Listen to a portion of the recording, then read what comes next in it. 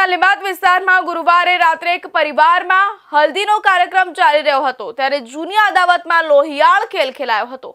યોગેશ મારવાડીના દીકરાના લગ્ન પ્રસંગમાં આવેલા અજય ઉર્ફે પિન્ટુ ગિરાસે પર હુમલાખોર જયેશ પાટીલ અને સૂરજ ભવાનીએ જાહેરમાં ફાયરિંગ કર્યું હતું। આ હુમલા પાછળનું મુખ્ય કારણ જયેશ પાટીલના ભાઈની થયેલી હત્યાની અદાવત હોવાની પ્રાથમિક માહિતી છે। જયેશનો આરોપ છે કે યોગેશ મારવાડીના માણસોએ તેના ભાઈની હત્યા કરી હતી, જેનું વેર વાળવા તે હથિયાર સાથે સીધો લગ્ન મંડપમાં પહોંચી ગયો હતો। પ્રાથમિક વિગતો મુજબ આ ફાયરિંગ પાછળ જૂની અદાવત જવાબદાર હોવાનું સામે આવ્યું છે। હુમલાખોર જયેશ પાટીલનો આરોપ છે કે યોગેશ મારવાડીના માણસોએ તેના ભાઈની હત્યા કરી હતી। આ જ હત્યાની અદાવત રાખી જયેશ ઉર્ફે બારકુ પાટીલ તેના મિત્ર સૂરજ ભવાની સાથે બંદૂક લઈને લગ્ન મંડપ પર પહોંચ્યો હતો। તેઓ યોગેશ મારવાડીના દીકરા રાહુલના લગ્ન પ્રસંગમાં વિઘ્ન નાખવા અને વેર વાળવા માટે આવ્યા હતા। ભોગ બનનાર અજય ઉર્ફે પિન્ટુ ગિરાસે જ્યારે તેના મિત્ર કલ્પેશ સાથે મોપેડ પર સવાર થઈને યોગેશ મારવાડીને મળવા મંડપના ગેટ પાસે પહોંચ્યો ત્યારે ત્યાં પહેલેથી જ હાજર જયેશ પાટીલ અને સૂરજ ઉર્ફે ભવંડર તેની પાસે આવ્યા હતા। જયેશે તુમ ઇધર ક્યુ આયે કહીને પિન્ટુને લાફો માર્યો હતો અને ગાળાગાળી કરી હતી।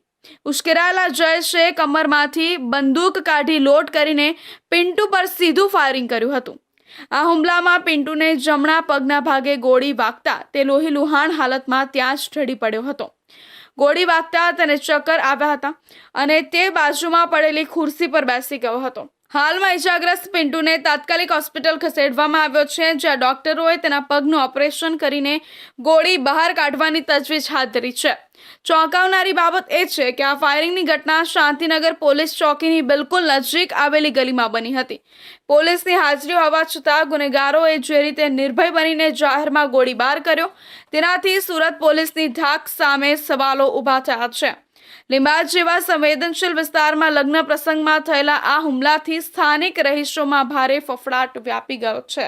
ગઈકાલ રાતના ફરિયાદી અજય પિંટિયા અને એની સાથે એનો મિત્ર બંને પોતાના જે એક મિત્ર છે યોગેશ મારવાડી એના પુત્રના લગ્ન હતા શાંતિનગર ખાતે। એટલે એના લગ્નમાં ત્યાં જતા હતા દરમિયાન ત્યાં બારકુ પાટીલ અને સૂરજ ભવંડર એ બંને ત્યાં ઊભેલા હતા અને આને જોતા જ જે બાવરકુ પાટીલ છે એને આ જે ફરિયાદી છે એને એક ઝાપટ મારેલી કે ઇધર તું ક્યું આયા એ રીતની એની સાથે ઝઘડો કરેલ અને પોતાની સાથે રાખેલો એક દેશી કટ્ટાથી એના ઉપર પગ ઉપર એક ફાયરિંગ કરેલ, જેથી એને ઈજા થતાં એ ત્યાં બેસી ગયેલ ને પછી સારવાર અર્થે એને હોસ્પિટલમાં લઈ ગયેલા। જે તે ત્યાં એને ઈજા થતાં પોલીસે 307 મુજબનો ગુનો દાખલ કરી અને ધરપકડની કાર્યવાહી હાથ ધરેલ, જેમાં સૂરજ ઉર્ફે ભવંડર જે છે એને પોલીસે ધરપકડ કરેલ છે, પકડી પાડેલ છે અને આ જે બારકુ પાટીલ છે એને શોધવાની કાર્યવાહી હાલ